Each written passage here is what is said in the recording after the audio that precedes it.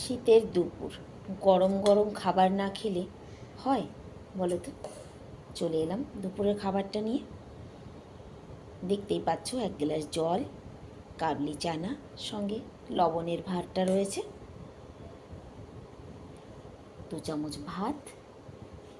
আর যে জিনিসটা নিয়ে গত 3 দিন থেকে আমি নাচানাচি করে বেড়াচ্ছি, সেটা হচ্ছে ডালের বড়ি। বড়ি এখনও শুকিয়ে পারেনি। এই যে বরের বন্ধুর বাড়ির থেকে দিয়েছিল সর্ষে শাক, আর দিয়েছিল পাতাকপি। পাতাকপিটাও আমি বানিয়েছি। তবে ওই যে বললাম যে যা নিয়ে 2 দিন থেকে নাচানাচি, ডালের বড়ি, আর তর সইল না।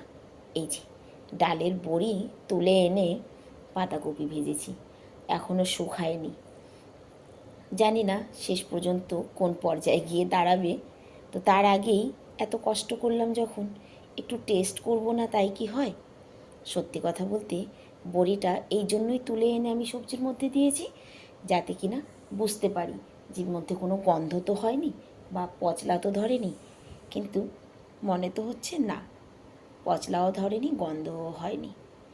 জানো তো, সবই ঠিক আছে, তবে দুপুরবেলা নিরামিষ খাবার খেতে না ভালো লাগে না, এটা বাস্তব।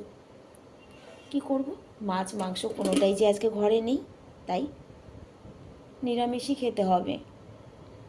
যাই হোক, যা আয়োজন করেছি কেমন হয়েছে অবশ্যই কমেন্টে জানাবে।